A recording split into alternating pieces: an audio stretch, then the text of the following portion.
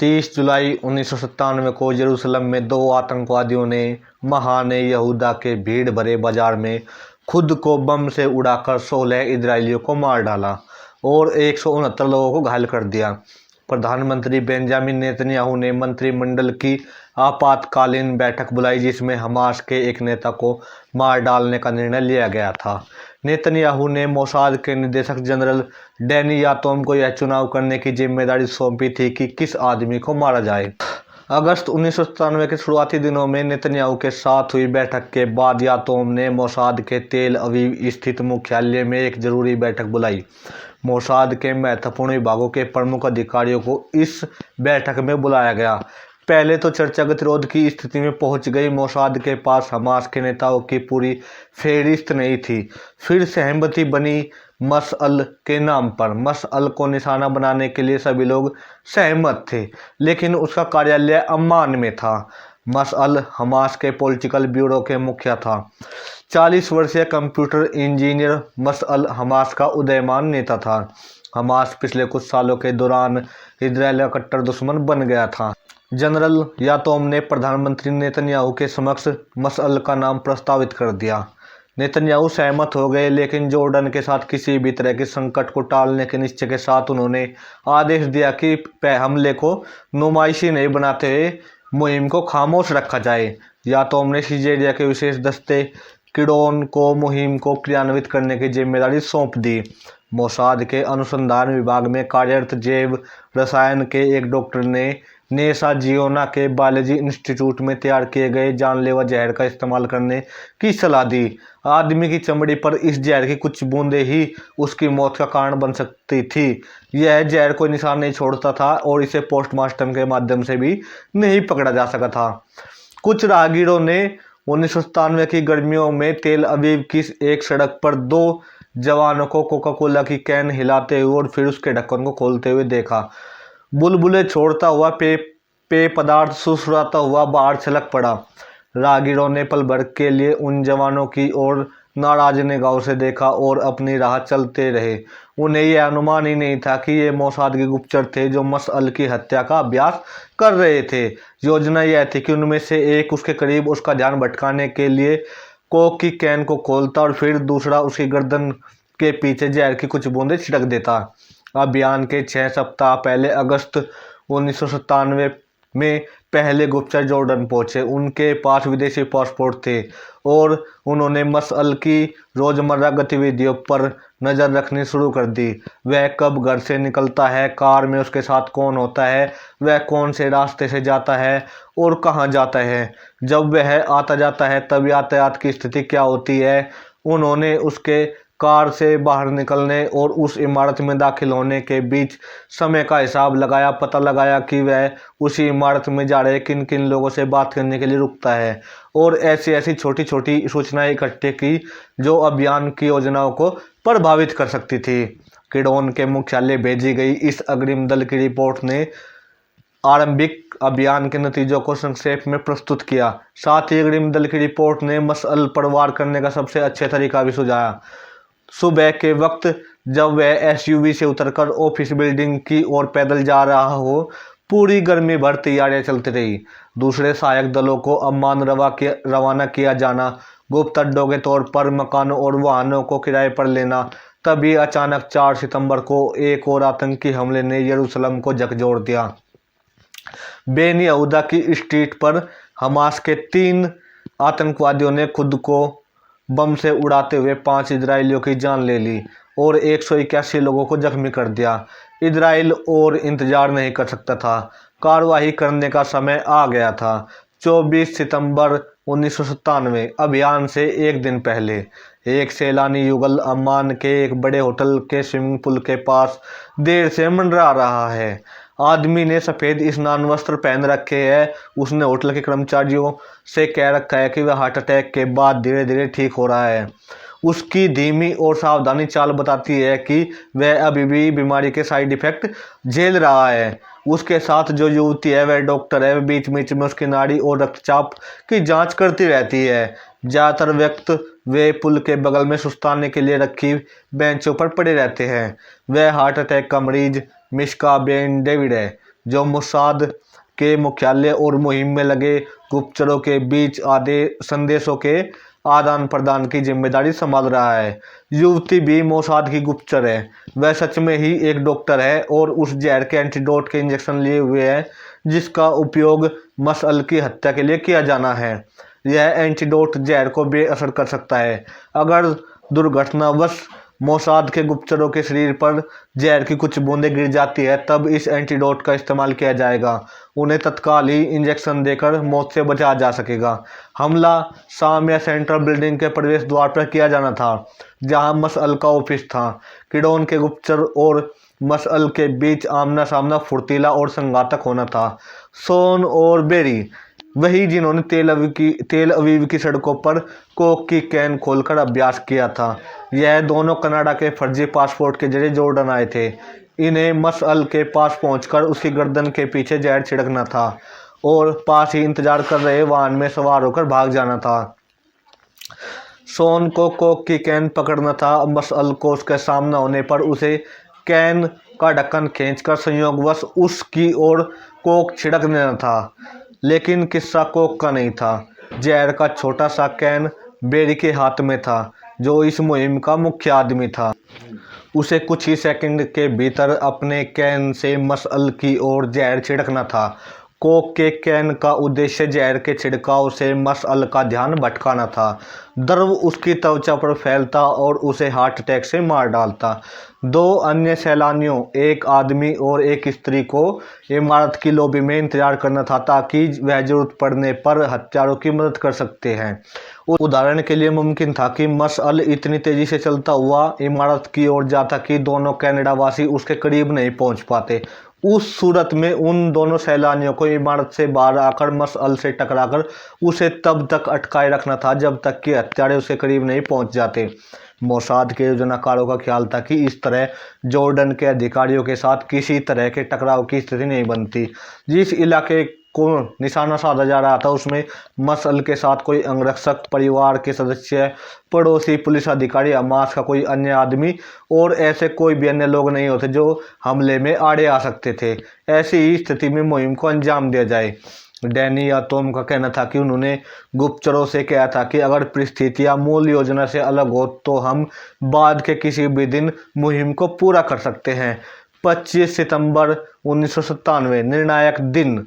अभियान का कमांडर सड़क की दूसरी ओर ऑफिस बिल्डिंग के सामने मोर्चा संभालता है। तय किया जा चुका है कि जिस इलाके को निशाना बनाया गया है उसमें वार्तालाप के लिए सेल फोन या किन्हीं दूसरे इलेक्ट्रॉनिक उपकरणों का इस्तेमाल नहीं किया जाएगा।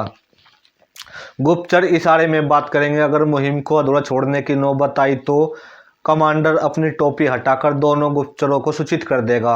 इमारत के पीछे खड़ी कार दोनों हत्यारों का इंतजार कर रही है। सारी तैयारियां हो चुकी है।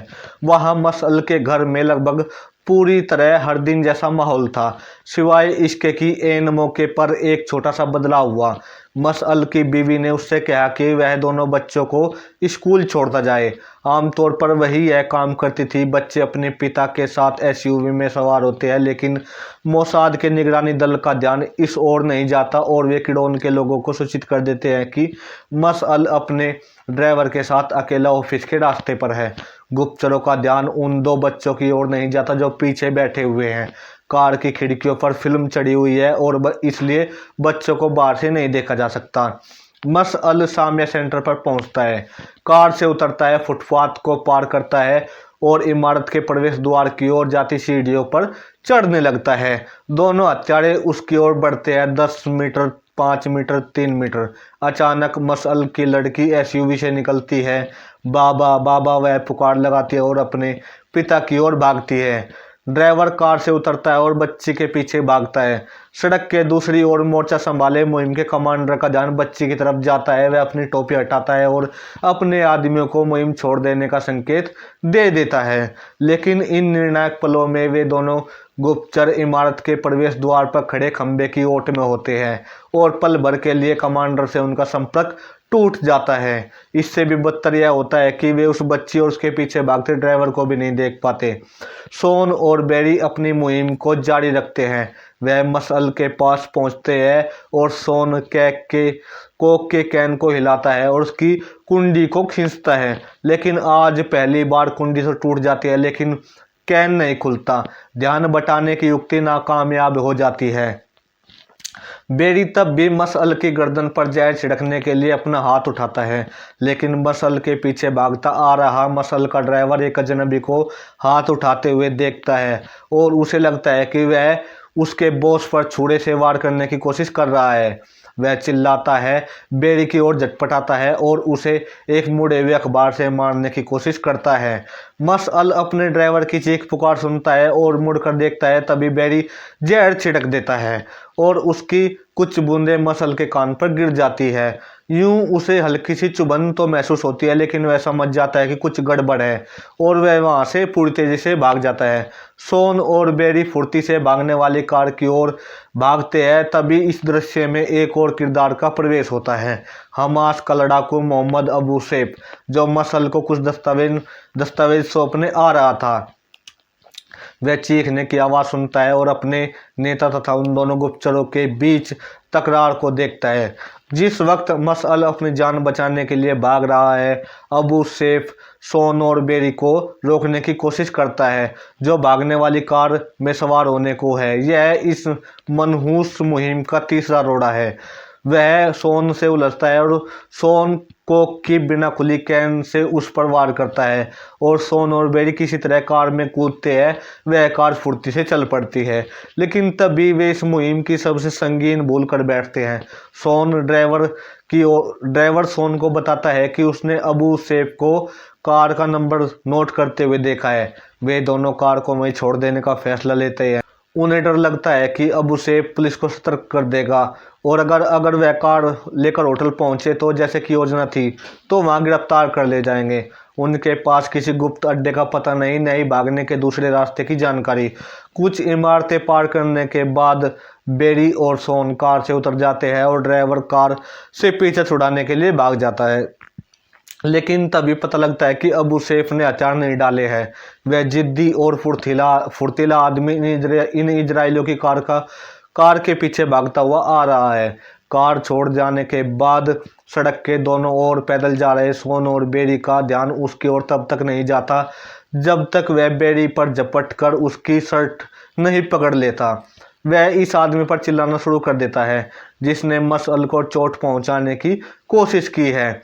सोन, जो कि सड़क की दूसरी ओर है, सड़क पार करता है और अपने साथी की मदद के लिए भागता है। वह अबू सैफ को झापड़ मारता है जिसके उसके सिर में हल्का सा घाव हो जाता है और उसे सड़क किनारे गड्ढे में धकेल देता है। झगड़ा जारी रहता है। जल्दी वहां भीड़ जमा हो जाती है जो उन दो विदेशियों की ओर बढ़ने लगती है जो उनके मुल्क के एक अरबी आदमी को पीट रहे हैं। तभी वहां एक पुलिस अधिकारी आता है, भीड़ को हटाता है और एक टैक्सी रोकता है और दोनों अजनबियों तथा बुरी तरह पिट चुके अबू सैफ को उसमें बैठाता है। टैक्सी पुलिस थाने की ओर चल पड़ती है। जॉर्डन के अधिकारियों ने इन दोनों के पासपोर्ट की जांच की और उन्हें पता चला कि ये दोनों कनाडा वासी है, तो उन्होंने कनाडा के दूतावास के अधिकारी को खबर कर दी। उस कनेडियन राजनयिक ने कुछ पल सोन और बेरी से बात की और फिर जॉर्डन के पुलिस अधिकारियों से कहा कि मैं नहीं जानता कि ये लोग कौन है, लेकिन एक चीज़ मैं अच्छी तरह समझ गया कि कनेडियन नहीं है। जॉर्डन की पुलिस को अभी तक इस बात की कोई खबर ही नहीं थी कि उनके हाथ एक खजाना लग गया है। उन्होंने इन दोनों को हिरासत में रखने का फैसला किया और उन्हें एक सिर्फ फ़ोन करने की इजाज़त दी। इन गुप्तचरों ने यूरोप के मोसाद के मुख्यालय से संपर्क कर उन्हें अपनी गिरफ्तारी की खबर दे दी। इसी के साथ जिस महिला गुप्तचर ने इस मुहिम में हिस्सा लिया था, सामिया सेंटर के सामने से सारा नज़ारा देखा था, उसे मुहिम की गंभीर विफलता समझ में आ गई थी और उसने जॉर्डन की राजधानी में मौजूद हार्ट अटैक का मरीज यानी मिश्का बेन डेविड को चौकन्ना करने का फैसला किया। वह उसके पास गई। उसे देखते ही मिश्का समझ गया कि कोई गंभीर गफलत हो चुकी है। मुहिम के लिए स्थायी आदेश थे कि मिश्का बेन डेविड के करीब कोई नहीं जाएगा, सिर्फ उस खास स्थिति को छोड़कर जिसमें मुहिम नाकामयाब हो गई और सारे गुप्तचरों को तत्काल मुल्क से बाहर ले जाना जरूरी हो। जल्द ही मुहिम का कमांडर भी पहुंच गया। उसे भी मुहिम के नाकामयाब होने की खबर नहीं थी, लेकिन उनमें से कोई भी उस उथल पुथल की कल्पना नहीं कर सकता था जिसका वे सामना करने जा रहे थे।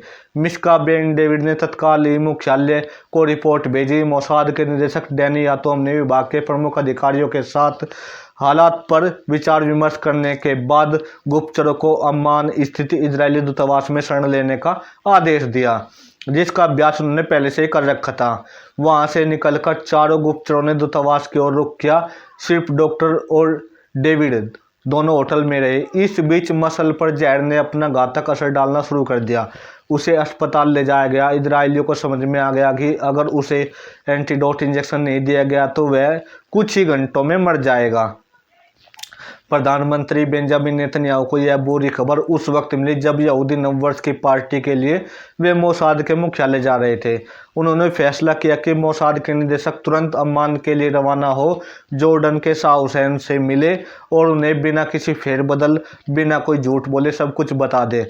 मोसाद के मुख्यालय से ही प्रधानमंत्री ने शाह हुसैन को फ़ोन किया। उन्होंने कहा कि वे अत्यंत महत्वपूर्ण मसले पर चर्चा के लिए मोसाद के निदेशक को भेज रहे हैं। शाह ने तुरंत इस मुलाकात के लिए मंजूरी दे दी। हालांकि उन्हें जानकारी नहीं थी कि मुलाकात किस बारे में होनी थी। शाह हुसैन ने यातोम की रिपोर्ट सुनी और अपने आदमियों को मसअल की हालत का पता लगाने का आदेश दिया और उसे तुरंत ही शाही अस्पताल में ले जाया गया। यातोम द्वारा की गई एंटीडोट की इस पेशकश को भी मंजूर कर लिया गया जो इस आदमी की जान बचा सकता था। लेकिन तभी एक और अप्रत्याशित घटना समस्या हो उठी। जिस डॉक्टर को मसअल को एंटीडोट का इंजेक्शन लगाना था, उसने साफ तौर पर कह दिया कि जब तक उसे जहर और एंटीडोट के केमिकल फॉर्मूले की जानकारी नहीं दी जाएगी तब तक वह एंटीडोट नहीं देगा। वह मसअल की जिंदगी की जिम्मेदारी नहीं लेना चाहता, खास तौर से यह तो नहीं चाहता कि इजरायली चालाकी करते हुए उसके हाथों से उस आदमी को मरवा देते। एक नया संकट खड़ा हो गया। दोनों पक्ष अपनी अपनी बातों पर अड़े रहे, जॉर्डन के लोग फॉर्मूला जानने पर और इजरायली मना करने पर। शाह हुसैन इजरायलियों के व्यवहार से इस कदर नाराज थे कि उन्होंने अपनी सेना को दूतावास में घुसकर मोसाद के उन चारों गुप्तचरों की गिरफ्तारी का आदेश देने तक की धमकी दे डाली। वक्त गुजरता गया, तनाव बढ़ता गया। शाह ने कह दिया कि यदि मसअल मर गया तो वे उसके दोनों हत्यारों यानी उन दोनों गुप्तचरों को जिन्हें जॉर्डन की पुलिस ने हिरासत में ले रखा है, उन्हें मौत की सजा सुना देंगे। शाह ने तत्काल ही अमेरिका के राष्ट्रपति बिल क्लिंटन को भी फ़ोन किया। अमेरिकियों ने तुरंत इजराइल पर जॉर्डन के अधिकारियों को फॉर्मूला बता देने का दबाव डालना शुरू कर दिया। नेतन्याहू सलाहकारों के विभिन्न समूह और कैबिनेट मंत्रियों के साथ बैठक करते हुए गहन विचार विमर्श में उलझे हुए थे। अंततः उन्हें जॉर्डन के लोगों को फॉर्मूला देने के लिए झुक जाना पड़ा। जॉर्डन के डॉक्टर ने मसअल को एंटीडोट का इंजेक्शन दिया। तत्काल प्रतिक्रिया हुई और मसअल ने आंखें खोल दी। मिश्का बेन डेविड और डॉक्टर जॉर्डन से रवाना हो सके। मोसाद के 6 गुप्तचर अम्मान में ही रहे, 4 दूतावास में और 2 जॉर्डन के पुलिस की हिरासत में। इंटेंसिव केयर यूनिट में मसल की हालत सुधर गई। इजराइल ने एक उच्च स्तरीय प्रतिनिधिमंडल जॉर्डन भेजा, जिसमें प्रधानमंत्री बेंजामिन नेतन्याहू, विदेश मंत्री एरिएल शेरोन और रक्षा मंत्री इत्जाक मोर्डेचाई शामिल थे। लेकिन शाह हुसैन ने प्रतिनिधिमंडल का स्वागत करने से इनकार करते हुए अपने भाई हसन को उनसे मिलने भेज दिया। प्रतिनिधिमंडल ने इनफ्रेम हेलेवी को भी तलब किया। हेलेवी मोसाद के भूतपूर्व उपनिदेशक और शाह हुसैन के व्यक्तिगत मित्र थे। हेलेवी अब ब्रसेल्स स्थित यूरोपीय संघ में इजराइल के राजदूत थे। वे तत्काल अम्मान पहुंचे और उन्होंने शाह के समक्ष एक सौदे का प्रस्ताव रखा। दूतावास में पनाह लिए चारों गुप्तचरों के बदले इजराइल हमास के संस्थापक नेता शेख अहमद यासीन को इजराइल की जेल से रिहा कर देगा। शाह सहमत हुए और उन चारों गुप्तचरों हेलेवी के साथ इजराइल लौट आए। अंतिम सुलह वार्ता की जिम्मेदारी विदेश मंत्री एरिएल शेरोन को सौंपी गई। शेरोन ने उन दोनों गुप्तचरों की मांग की जो अभी भी जॉर्डन पुलिस की हिरासत में थे। बदले में जॉर्डन ने इजराइल द्वारा बंदी बनाए गए जॉर्डन के 20 कैदियों की रिहाई की मांग की। शेरोन राजी हो गए, लेकिन आखिरी पलों में जॉर्डन के अधिकारियों ने अपना इरादा बदल दिया और इजराइल से कुछ और भी मांग करने लगे। शेरोन उत्तेजित हो उठे। उन्होंने नाराजगी जाहिर करते हुए कहा कि अगर आपने यह सिलसिला जारी रखा तो हमारे दोनों आदमी आपके हाथों में बने रहेंगे। हम आपके पानी जिसकी आपूर्ति इजराइल जॉर्डन के लिए करता था उसमें कटौती कर देंगे। एक बार फिर हम मशअल को मार देंगे।